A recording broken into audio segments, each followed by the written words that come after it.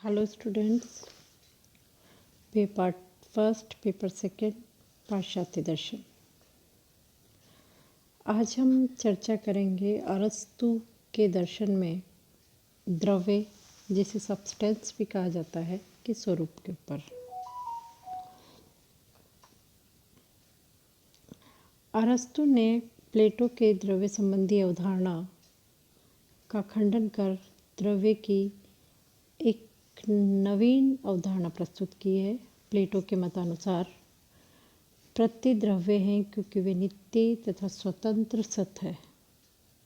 अरस्तु के अनुसार द्रव्य वह है जिसकी स्वतंत्र सत्ता हो, अर्थात जो किसी पर निर्भर न हो और न ही किसी अन्य का विधेय बन सकता हो।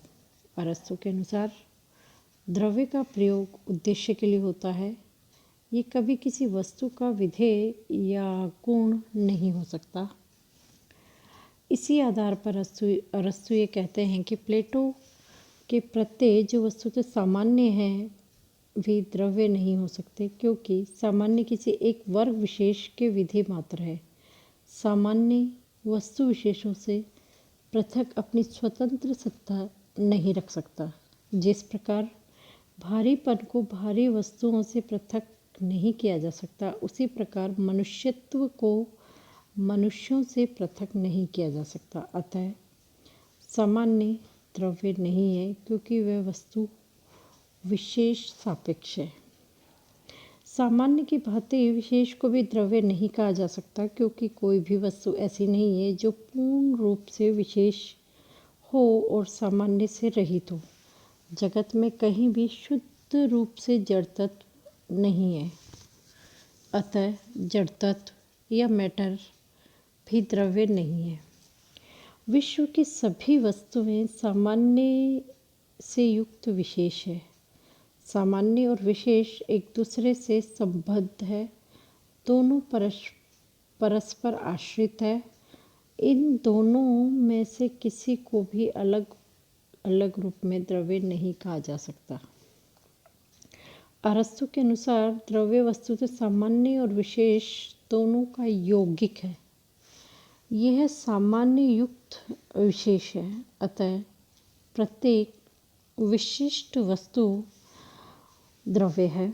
अरस्तु की द्रव्य संबंधी यह अवधारणा है वस्तुवादी है।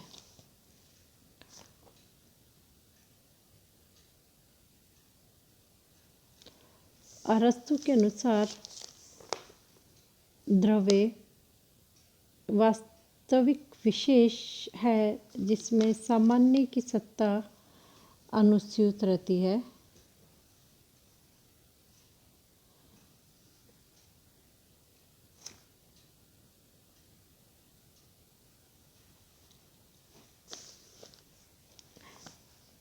अतः द्रव्य अन्य सामान्य से युक्त विशेष है। संसार का प्रत्येक पदार्थ द्रव्य है, क्योंकि वह सामान्य से युक्त विशेष है। उल्लेखनीय है कि प्लेटो ने सामान्यों या वस्तु के सार तत्व को वस्तु से पृथक कर उसे अलौकिक जगत में स्थापित किया था, परंतु अरस्तु के अनुसार किसी का सार तत्व वस्तु में नहीं रह सकता, उससे बाहर नहीं। वस्तु विशेषों से पृथक करने पर वस्तुओं का स्वरूप नष्ट हो जाएगा। अगर सामान्य को वस्तु विशेषों से पृथक किया जाए तो फिर से अमूर्त प्रत्यय हो जाएंगे, वास्तविक नहीं। अतः सामान्य विशेषों से पृथक नहीं, अपितु विशेषों में ही विद्यमान है। सामान्य और विशेष में अन्योन्याश्रय संबंध है। सामान्य प्लेटो की भांति द्रव्य रूप नहीं है, वे गुण रूप है। अतः द्रव्य से स्वतंत्र उनका अस्तित्व नहीं हो सकता। अरस्तु इसी कारण द्रव्य को वास्तविक सामान्य कहते हैं। अरस्तु के बारे में ये भी कहते हैं कि द्रव्य वह है जो सभी परिवर्तनों का आधार या अधिष्ठान हो। प्लेटो के प्रत्यय नित्य एवं अपरिवर्तनशील तथा लौकिक जगत से परे है। ऐसी स्थिति में गति एवं परिवर्तन आधार नहीं हो सकते। परिवर्तन का आधार वही हो सकता है जो सामान्य के साथ साथ विशेष को भी धारण करता हो। अतः इस रूप में सामान्य युक्त विशेष ही द्रव्य है। यहाँ ये कठिनाई आती है कि अरस्तु यद्यपि द्रव्य को सामान्य युक्त विशेष के रूप में स्वीकार करते हैं जो मैटर और फॉर्म का यौगिक है, परंतु वे स्वयं दूसरी ओर ईश्वर को शुद्ध आकार यानी प्योर फॉर्म होने पर भी द्रव्य के रूप में स्वीकार करते हैं। ग्रीक दार्शनिक अरस्तु के दर्शन में शुद्ध आकार की धारणा का महत्वपूर्ण स्थान है। यहाँ ईश्वर को शुद्ध आकार के रूप में स्वीकार किया गया है और उसे ही अगतिशील गतिदाता भी कहा गया है। उल्लेखनीय है कि अरस्तु ने अपनी कारणता सिद्धांत में 4 कारणों को स्वीकार किया है। उन्हें अंततः वे 2 मूलभूत कारणों में रूपांतरित करते हैं। नंबर 1 उपादान और दूसरा आकारिक कारण। विश्व की सभी वस्तुएं उपादान यानी पदार्थ या मैटर एवं आकार यानी फॉर्म से निर्मित है। मैटर और फॉर्म सभी वस्तुओं के माता पिता हैं।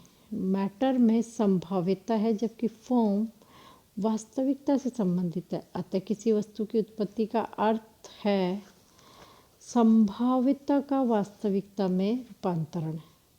यहाँ अरस्तु अपने विकासवाद के अंतर्गत यह मानते हैं कि जिसमें आकार की मात्रा अधिक होती है वह उच्च स्तरीय होता है। विकास के क्रम में मैटर में निहित संभाव्यता उच्च स्तरीय आकारों में साकारित होती है। विकास क्रम में जैसे जैसे हम ऊपर बढ़ते हैं वैसे वैसे फॉर्म की मात्रा बढ़ती है और मैटर की मात्रा घटती है। इस क्रम में सर्वोच्च स्तर पर प्योर फॉर्म की स्थिति आती है जहाँ मैटर शून्य हो जाता है तथा आकार पूर्ण रूप से व्यक्त होता है। इसे ही अरस्तु ने ईश्वर की संज्ञा दी है।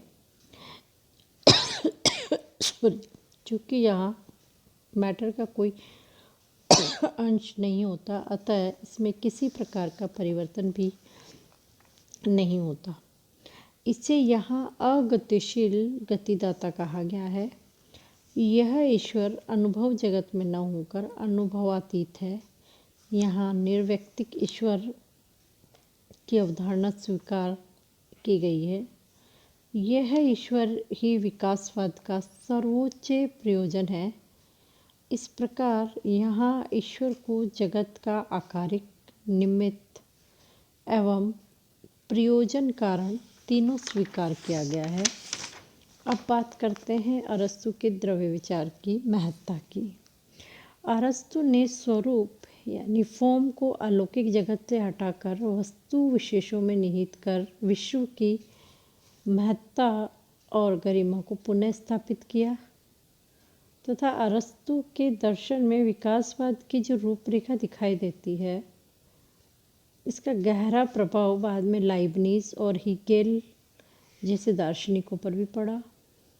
अरस्तु ने इंटेलेक्की सिद्धांत का प्रभाव लाइबनिज के मोनेडवाद पर है तथा अरस्तु का दर्शन प्लेटो की अपेक्षा अधिक तार्किक है, यद्यपि वह पूर्णतः त्रुटिपूर्ण नहीं है। धन्यवाद।